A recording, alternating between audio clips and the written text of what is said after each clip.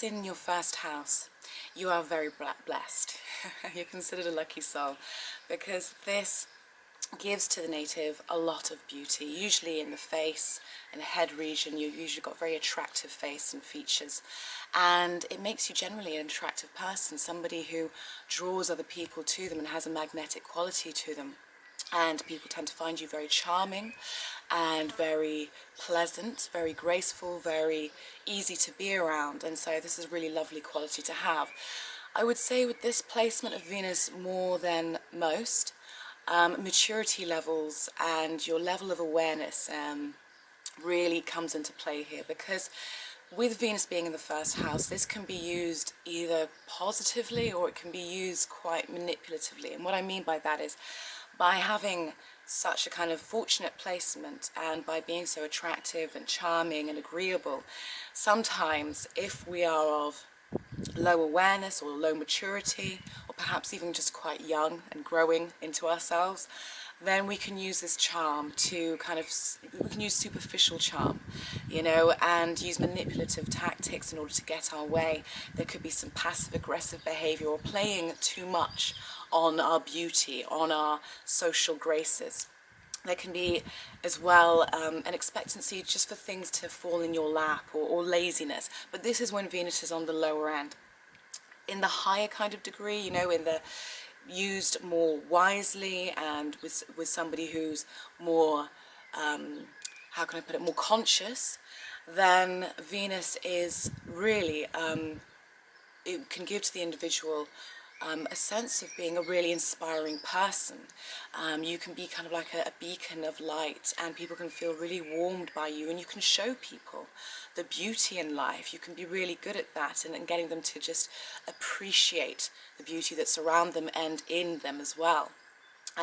Self-love can be something that comes up for people with Venus in the first house.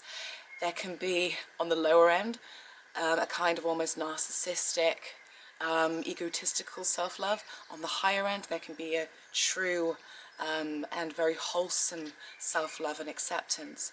Certainly, if you have any issues in love and relationships and you have this placement and they're recurring problems, I would definitely look towards self-love as a mode of healing, because that could be something that could really help.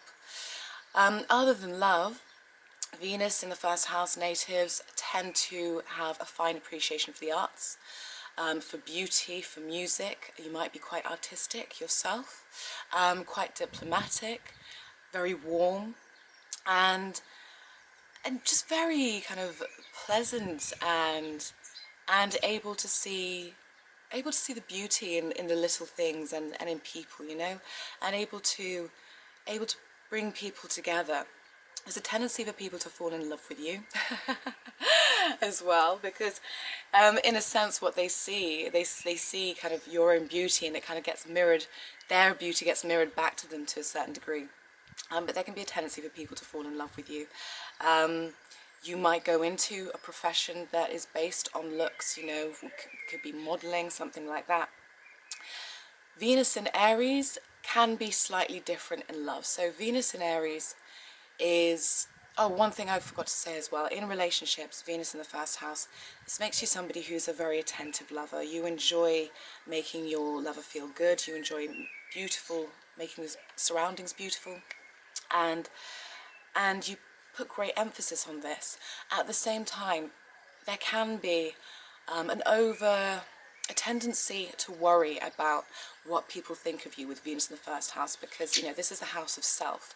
So there can be a tendency to worry or obsess over image, what others think of you, and to be overly influenced by what others think of you. So just be aware of that. Anyway, I was going to go into Venus in Aries.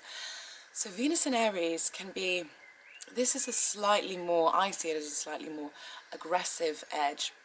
Venus in Aries in love is very kind of excitable, very exciting, and they really thrive off the beginning moments of a relationship. This is somebody who has no qualms about approaching somebody. So whereas Venus in the first house is more gentle and attracts people, Venus in Aries will be a bit more upfront, forthright. Men with Venus in Aries may like women who play hard to get, women who are very independent, very fierce, very kind of, and I don't mean fierce in a horrible way, I mean, you know, fierce in that kind of cool, kind of feminine sense. And they'll be more attracted to those kinds of types. Women with Venus in Aries are more likely to be your Jessica Rabbit types, so very confident in their sexuality and their femininity, you know. Think Jessica Rabbit, the red dress, the sexy hair and curves, and kind of not afraid to really show that femininity. And that can come through with Venus in the first house as well. But definitely with Venus in Aries, it's the energy is slightly more confronting to a certain extent. Right now, that's all I can really think of. I suppose what I would say is as far as values are concerned, you're conscious of your appearance. I don't just mean actually your physical appearance. You're conscious of your image, and you are one of those people who's very aware that first impressions count, and you take a lot of care to foster that image. And I don't mean that in a conceited way, but you know, you take care to foster that image. And if you have gotten to that level of awareness, you know, then you understand the importance of self-love and self-acceptance, and you understand that there is beauty in everybody as well. And so you value the individual beauty in different people and in yourself. So it's a really lovely placement. Like I said, it really does depend on the level of awareness and conscience that one brings to it.